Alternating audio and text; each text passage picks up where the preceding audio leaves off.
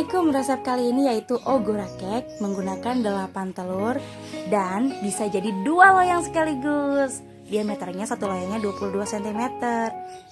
Tapi nggak menggunakan loyang di pasaran, kita gunain loyang bekas kaleng biskuit Monde, oke? Dengan hasil yang empuk banget ya. Jadi tonton sampai akhir ya, banyak tipsnya loh. Untuk bahan ogura cake dibagi menjadi 2, bahan putih telur dan bahan kuning telur. Untuk bahan putih telurnya ini kita menggunakan 8 putih telur. Jadi dipisahkan ya putih sama kuningnya. Lalu cuka 1 sendok makan. Dan juga harusnya di sini ada gula, tapi gulanya nyangsang ke belakang sono ya kan guys.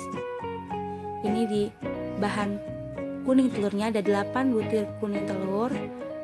Ada 160 ml susu dan ini 100 ml minyak serta sejumput garam. Nah ini dia gula pasirnya 160 gram atau 16 sendok makan di bahan putih telur ya, bukan di bahan kuning telur. Ini di bahan putih, ini di bahan kuning telur si terigunya di 16 sendok makan atau 160 gram. Oke, kita buat bahan kuning telurnya dulu ya. Kuning telurnya dikocok lepas aja sampai seperti ini konsistensi adonannya ya. Nah setelah sudah seperti ini konsistensi adonannya atau sudah terkocok rata, itu kita bisa masukkan susu cairnya semuanya aja. Sebenarnya ini bahan-bahannya lebih gampang banget karena semuanya tinggal masuk, tapi metodenya yang lumayan rumit. Setelah kita masukkan si susu cair, kita aduk rata ya. Lalu kita masukkan si sejumput garam. Oh ya, ini saya menggunakan vanila juga ya sebagai aroma agar wangi vanilanya ada. Kalau cake pakai wangi vanila itu sepertinya benar-benar lezat banget kayaknya cake-nya. Kayak ini kita pakai 2 tetes aja. Diaduk rata ya. Nah setelah teraduk rata itu baru kita bisa tuangkan si minyak. Jadi kalau untuk adonan kuning telur itu campurkan dulu semuanya, sebenarnya campurkan semuanya dulu si adonan cair. Tapi kenapa saya nggak semuanya itu langsung jadi satu? Sebenarnya bisa, tapi kan saya ingin menjelaskan kepada kalian apa-apa saja yang harus dimasukkan gitu. Setelah tercampur rata si bahan cair kuning telur, baru kita masukkan secara bertahap ya, agar si terigu itu tidak menggumpal. Jadi pada saat kita masukkan seluruh bahan cair ke terigu itu, saya nggak tahu kenapa ya, itu bisa menggumpal. Entah karena konsistensinya si terigu yang kaget siram air, saya juga nggak ngerti. Tapi kalau kalian tahu apa alasannya ya kan, bisa komen di bawah ya guys, sekalian bagi-bagi ilmu, oke? Nah ini kita aduk, pokoknya 3 tahap. Tahap 1 cair masuk, aduk. Tahap 2 cair masuk, aduk. Tahap 3-nya ini aduk cair masuk. Kita aduk hingga tidak ada yang bergelendir. Ya, ini masih banyak banget. Saya mohon maaf sekali menggunakan tangan satu itu sangat amat rumit. Tapi gimana ya kan? Ada yang pegangin kamera dan juga tripodnya itu kalau kita pakai untuk masak goyang-goyang. Tripod yang di leher.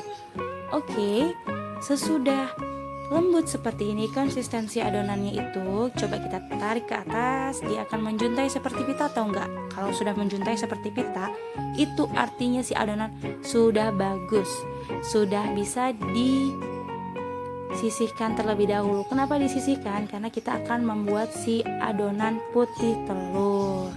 Begitu, sisihkan dulu ya, cus cus.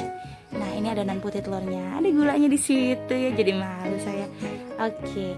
Ini 8 putih telur kita kocok aja di mixer ya, dengan gula dan juga si cuka. Ini gulanya itu masukannya bertahap ya. Saya 5 tahap karena ini gulanya banyak. Tapi kalau untuk gulanya sedikit itu bisa 3 tahap. Tapi dimasukkannya cuka duluan ya. Oke, kita mixer dengan kecepatan sedang. Bagaimana cara mengetahui kecepatan sedang? Misalnya nih, mixer kita itu speednya dari 1 sampai 12, berarti kecepatan sedangnya ada di tengah-tengah angka, yaitu 6. Begitu ya. Nah, kita mixer sampai dia berbuih banyak dulu. Kalau udah berbuih banyak, baru kita masukkan si cuka. Kenapa sih kita menggunakan cuka di bolu? Supaya dia itu lembut. Di sini adalah perihal si kelembutan adonannya. Nanti dia jadi lembut. Nanti dia jadi menyatu sama si terigu. Gitu, cukanya itu membuat lembut. Pengganti cuka apa sih? Bisa lemon, bisa jeruk nipis, hanya itu aja ya. Kita masukkan si cukanya, dicampur rata dulu sampai busanya semuanya penuh, baru kita masukkan gula. Begitu ya. Ini sebenarnya kalau kedengaran suara mixernya itu benar-benar khas banget. Tapi berhubung nanti akan bising pada saat saya menerangkan, jadi lebih baik di off kan saja suaranya. Ini sudah mulai banyak banget buihnya, bisa kita masukkan si gulanya ya guys. Oke, ingat-ingat bertahap, memasukkan gulanya itu bertahap ya. Oke, tahap pertama itu kita masukkan. Jadi kita masukkannya 5 tahap ya, 5 tahap. Kita hitung 15 detik, baru kita masukkan tahap kedua. Gitu guys. Kenapa sih udah masukinnya bertahap, pakai segala ada jeda detiknya? Iya, karena nanti supaya si putih telur itu nggak turun konsistensi adonannya, konsistensi adonan. Jadi nggak cuma manusia aja yang harus konsisten, adonan kue juga, ya kan? Makanya itu kita harus konsisten guys, jadi manusia. Apa dah gua? Nah, setelah nanti ini si gula dimasukkannya sudah selesai, baru speednya kita tinggiin gitu.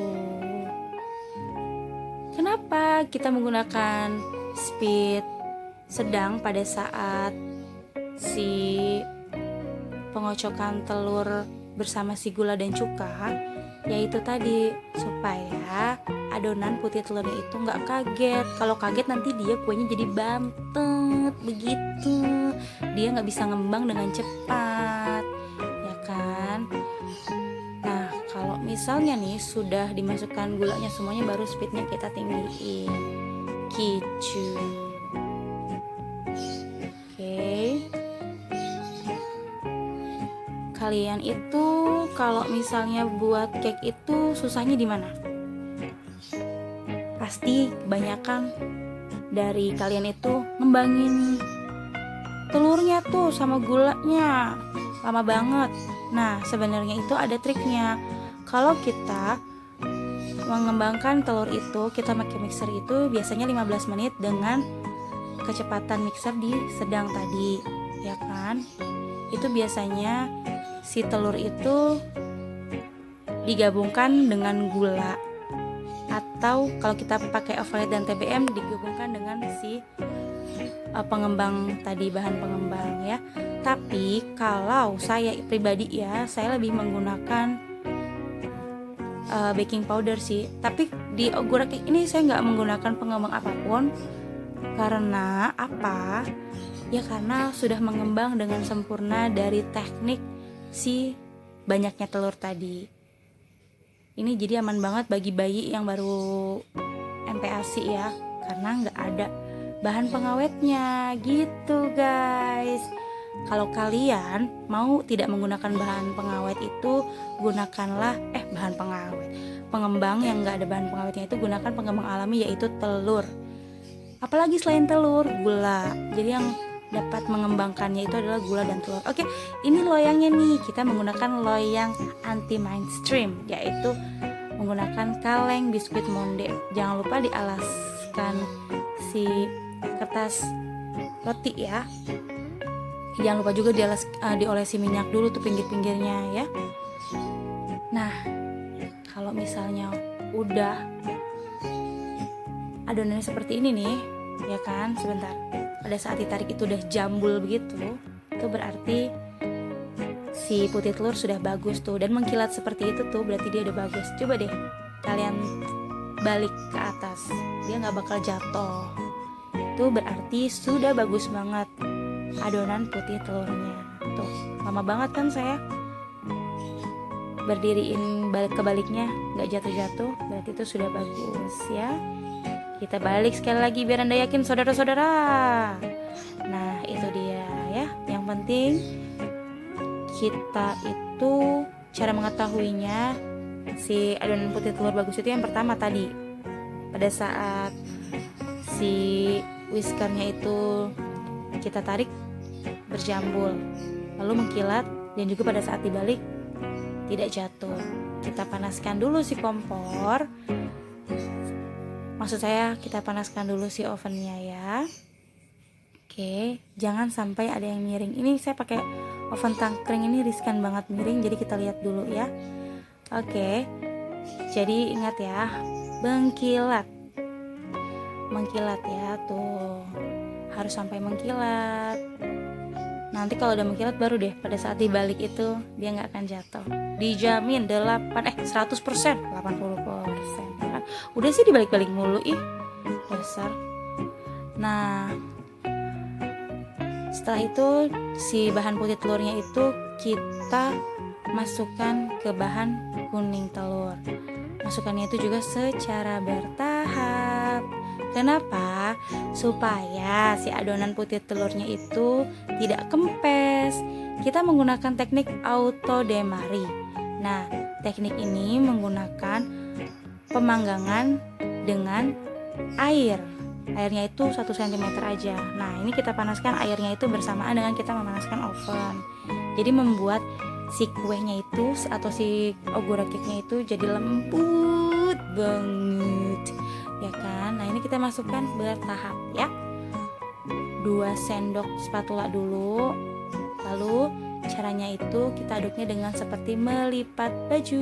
Melipat, kita lipat, lipat yang banyak, yang rata. Jadi untuk si lipatan-lipatan ini jangan sampai overmix ya. Dan juga jangan cepat-cepat, harus lembut. Takut nanti si adonan telurnya itu turun. Itu aja sih yang saya takutkan.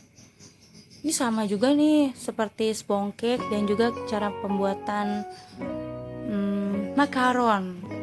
Saya sampai sekarang masih trauma tuh cara pembuatan makaron. Ya karena itu dia tadi, konsistensi si putih telurnya itu turun pada saat overmixer atau pada saat pengadukan over. Ini aduknya ini harus rata banget ya. Putih dan kuningnya itu harus tercampur rata warnanya. Jadi kalau misalnya si putihnya masih kelihatan, itu aduk lagi aja, tapi pelan-pelan banget beneran deh. Tapi kalau misalnya udah tinggal sedikit aja tuh warna-warna putih si kuning yang belum tercampur, itu udah deh, mendingan stop aja. Itunya stop, dia punya balik-baliknya, lipat-lipatnya ya. Nah, ini saya pakai 2 loyang ya, yang tadi saya sebutkan di awal. Ini cara menuangnya itu tingginya itu harus 15 cm di atas loyang, supaya gelembung-gelembungnya itu hilang, gelembung dari si adonan. Kita bagi dulu ya, sabar menunggu ya guys. Nah, 2 adonannya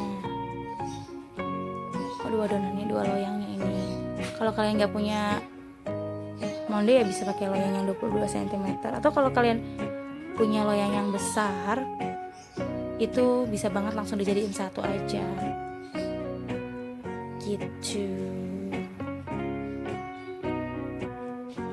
Ketika loyangnya sudah panas, baru kita bisa masukkan nih. Kita panggang selama 45 menit ya, jangan dibuka-buka tuh. Nah, itu nanti 30 menit langsung dibuka si atasnya, 30 menit kemudian.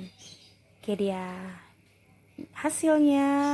Jangan lupa subscribe, like, dan komen, lalu bisa record dan tag di Instagram saya ya. Wassalamualaikum warahmatullahi wabarakatuh.